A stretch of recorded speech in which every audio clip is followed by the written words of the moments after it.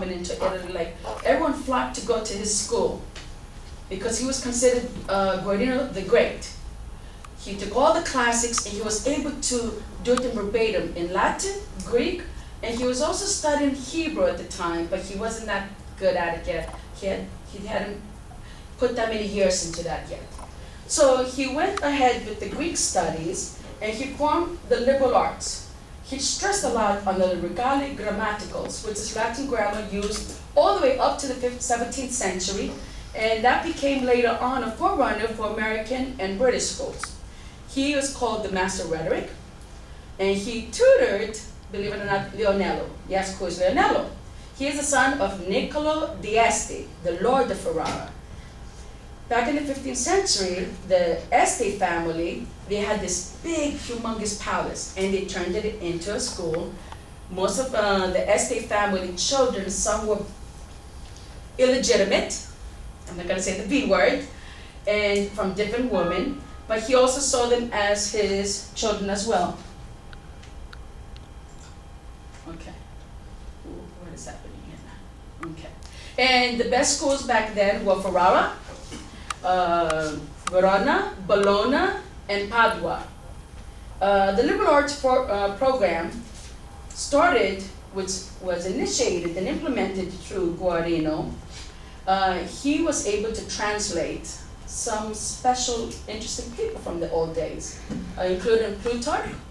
He started the foundation of social work and government, and Strabo. Strabo became the famous geographer and historian. He would go around all the way from Egypt to India, to Greece, to France, and put down all the geographical stuff. He did oppose other people from the past. He also taught different religion views, the parallel lives between the religion. He also took the good stuff coming from the Greek and Roman soldiers of the classical time, and 60 essays is in print and saved today in various universities, including Cambridge in England, on Moralia Ethica, the morals and ethics of humanity. This is one of his school today, the School of Ferrara.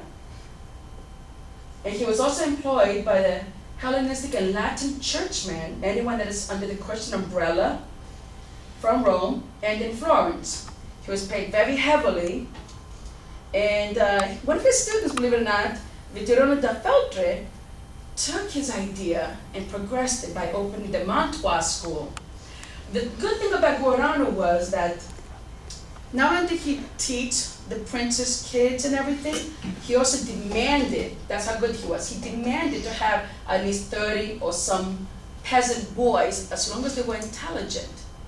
So they got like a free scholarship right. That was never done before in the history of European history.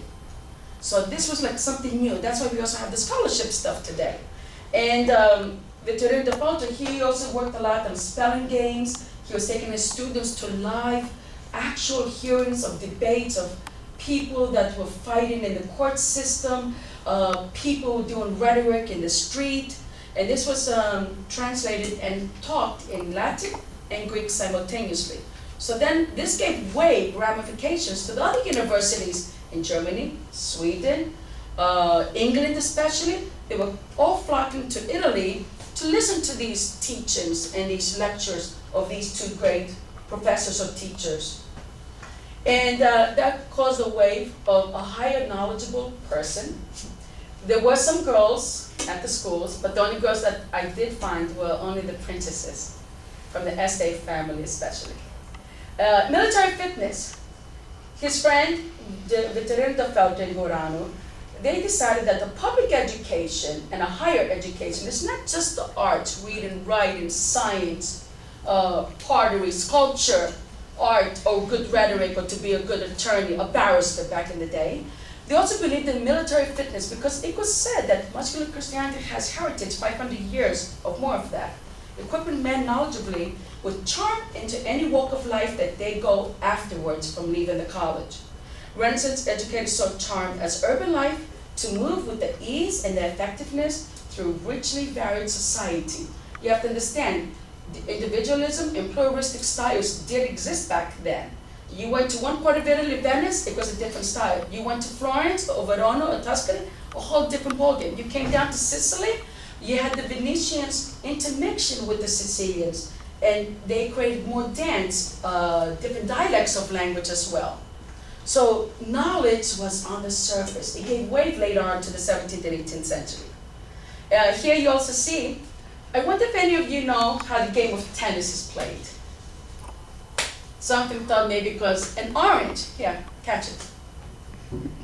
What they did, they started with some fruits that were almost rotten. That didn't come out well. So then the prince of the Este dynasty in Mantua and Ferrara, some of the literature, along with these Catholic cardinals in the Palace College at one area, they decided to create a game which was called Pala, but which was called, the exact name of it is Pala dell'arte something.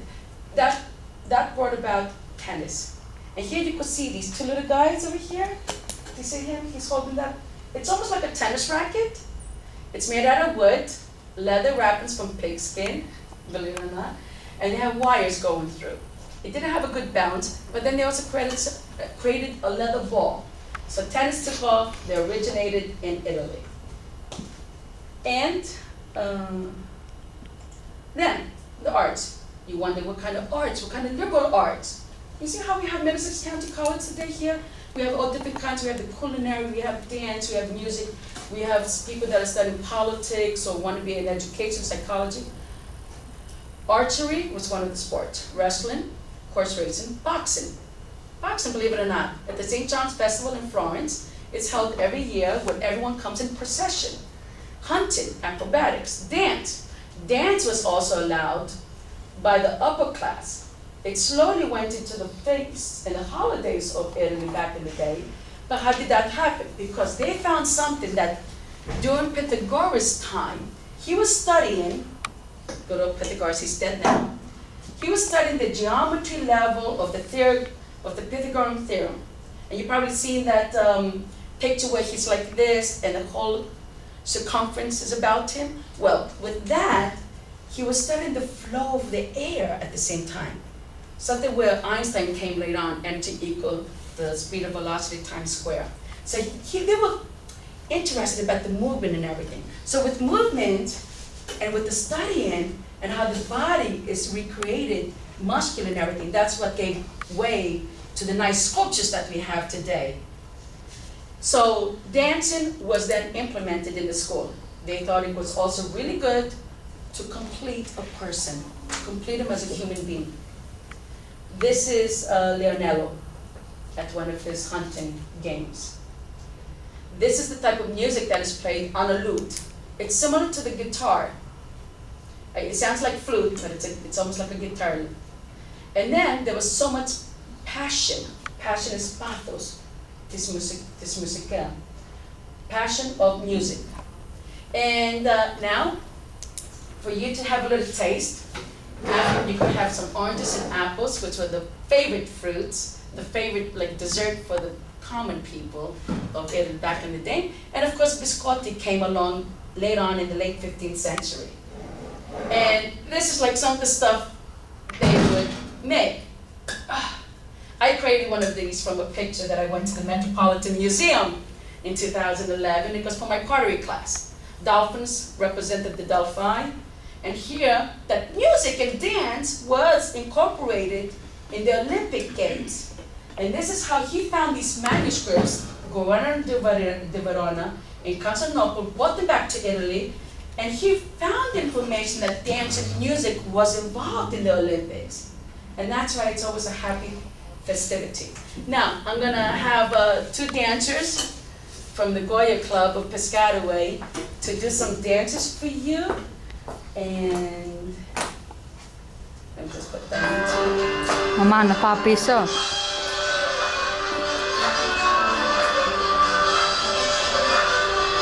The first one is Furlana. It has Venetian touch. Okay. Okay, the first dance is called Furlana, and it was danced during the Renaissance time, and it's now danced during Mardi Gras. in Greece, Italy, Spain, and Portugal. The second dance is Pyrgousikos, which it originated in Italy, but it also came through Greece, through the island of Kerkyra. And the story behind it is there's these two guys, and they really like this girl. So back then, dancing was a way for guys and girls to talk, and it was a way for them to show the girl that they liked them, because they weren't allowed to like do what we do today, like talk to each other and stuff like that. And so the guy's like dancing with friends, he's going the right, and then the other guy's like, hell no, I have her. So he's dancing and he's taking her to the left. So they're like fighting over the girl. The second dance is Ikaryotiko, from the island of Ikaria, which is in Italy. It's a small island. And one in agency as well. They just dance that dance at weddings. It doesn't really have any history behind it. And the costume that he's wearing a skirt. Okay. This costume is a Greek costume, but this one is Italian, but we wear it in Greece as well. And the pleats of the skirt, there are 300 of them. So they represent the 300 years that Greece was enslaved to the Ottoman Empire. This here, I know they look kind of weird. They used to put the handkerchiefs, right? The girls, and then when they liked the guy, they would give it to him, and then, I don't know, they would get married, I guess. And this, we wear it, it's not for a religious reason, like you can see my hair is showing. It's because back then, women and men used to work at the farms, so there were a lot of bugs and stuff, so they would wear this in order no bugs to get into their hair. Do you guys have any questions? I'd like to see the dance, actually. Okay. Ready? Oh, what am I doing wrong? It's on mute. It's on mute. Is that why? Yes. Yeah. They're easy dances, so it's not like crazy.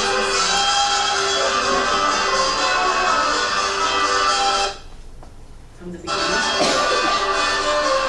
Okay. This is the modern version. That's you can dance today.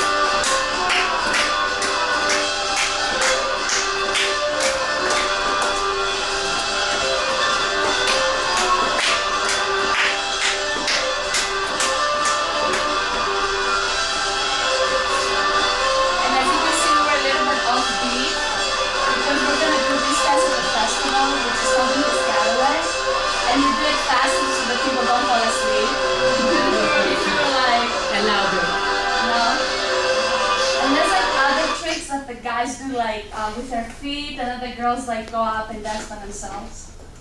Okay, What is it when they smash plates? Oh, opa. Opa. What is that? They usually do that at weddings and baptisms. Okay. It's like for Excitement. good luck. Okay. It's for good luck. Do you like buy extra plates? Yeah, there's special plates that like when you break them, they don't go all over the place. Okay. So you just like, opa, you just break them. And then we throw money. And then we pick up the money and we keep them. And that's coming up soon, right? Yeah, May 17th and 18th. May 17th and 18th. Yeah, a lot of college students actually come because outside we have like younger music, like for our age. And there's like a DJ and stuff, and you can drink, but you have to be 21. Is this the next dance? Did I type it the right way? She speaks Italian great, so I'm not that good with the Italian. I'm trying. It's okay. I'm trying. Better than what I can do, I'm sure. I'm Canadian, so. Nice.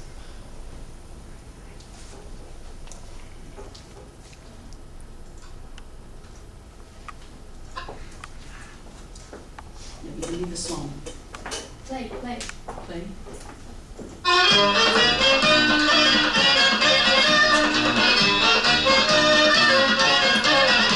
Στις 15 Αυγούστου πάμε στο πυργή, γιορτάζει η Παναγία η Θαυματουργή. Γιορτάζει η Παναγία κι όλο το πυργή, φορέστε πυργουσάκια οι τέτοιοπουργοί. Τον χορεύουν κοπέλιες με τις κέντητες ποδιές, τον χορεύουν παλικάρια με βρακιά και με σαλβάρια. Πως μ' αρέσει να θωρώ το πυργουσικό χορό, πως μ' αρέσει να θωρώ το πυργουσικό χορό. This was danced in the 15th century, especially Florence, because it was called the New Athens. The people in this didn't know that much slavery because of all the days. They were enslaved for 400 years. But Florence was the New Athens. Χορεύει και γλεντάει όλο το χωριό και έρχονται να γλεντήσουν από λυπηθιό. Τον χορεύουν κοπέλιες με τις χέριδες φοριές, τον χορεύουν παλικάρια με βρακιά και με σαλβάρια. Πως μ' αρέσει να θωρώ το πυργουσικό χορό, πως μ' αρέσει να θωρώ το πυργουσικό χορό.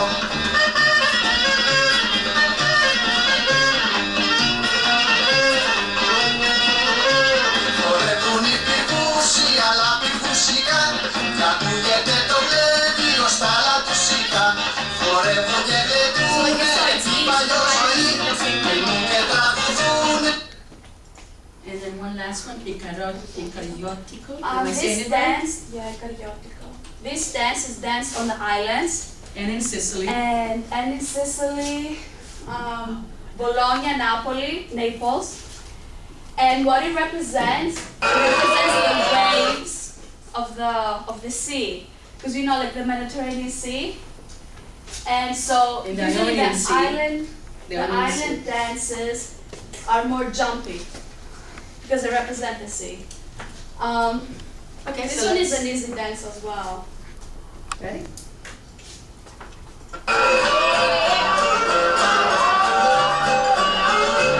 Let's get the basic choreography.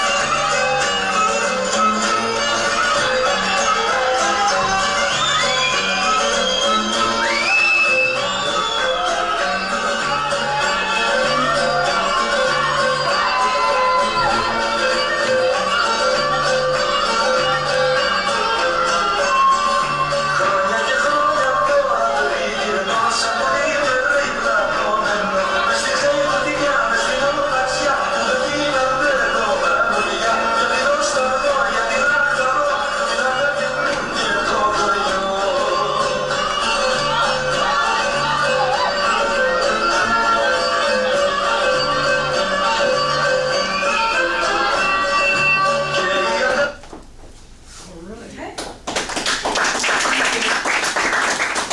I hope you appreciate it and give respect to your liberal arts program here at college or any university, because if it wasn't for people like Guarino da Verona to go back to the past to save some stuff and bring it to the future, that was the only way to get ahead, was with the liberal arts education. And it started during the Renaissance of Italy.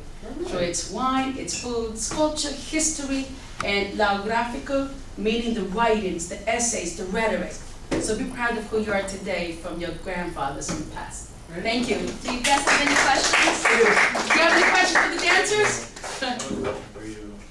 I was wondering if your individual had a connection with Dante Alighieri, the father of Yeah. Italian. It Adele. wasn't him, it was Plutarch, Σταματήσω. P-L-E-T-A-R-C-H. He translated the Dante, the divine comedian. That was also danced and sang in Florence and during the festivals of St. John, St. Mary's, which is in August, right before harvest time.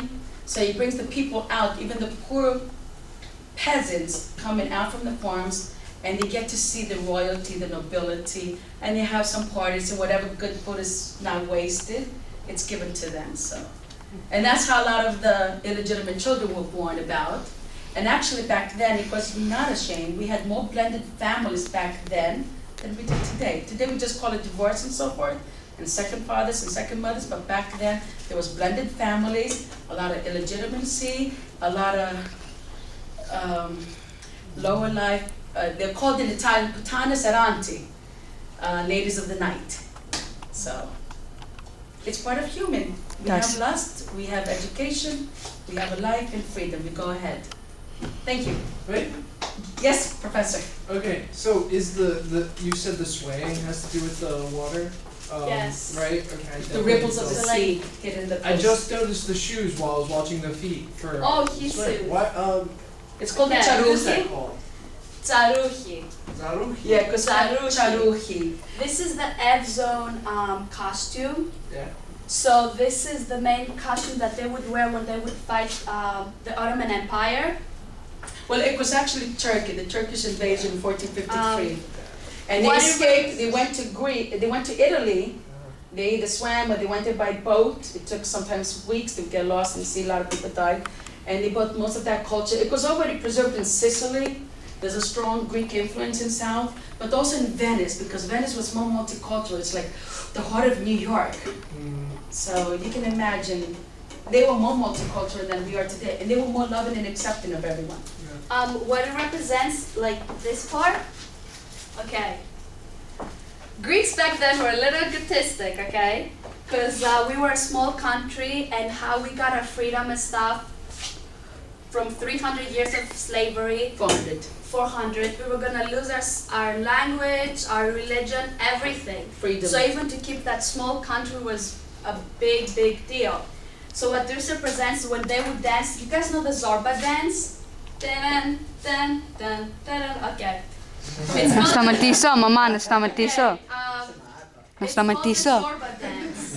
You guys, have you ever seen like how they like go on the ground and they like wipe their shoe and they like do all these turns? Have you, no? Okay. Μάνα, Oh no, I have Mana. actually. Okay. Yeah. It's in Mana. other cultures too, I've seen it. μητέρα. It represents the dust that the Turks are nothing, and when we dust our shoes, we're like, we're Do you know better that than you. dance? Do you know that That's what dance? it represents. Zorba? Okay, I'm gonna test you to that. You ready? Oh yeah, I think I know what you're talking about now. Yeah, you guys, I think, have seen. There's a movie about it. Just give me a hand. What does this represent? He's gonna say skip. Dusting of the Now you can skip.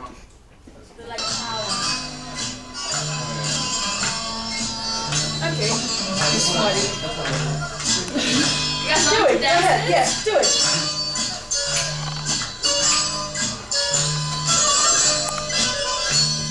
Μπράβο ρε Φρυδερίκη.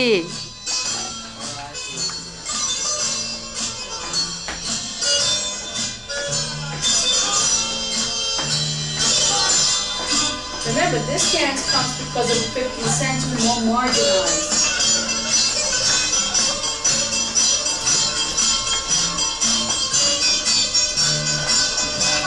This is also called the drum dance.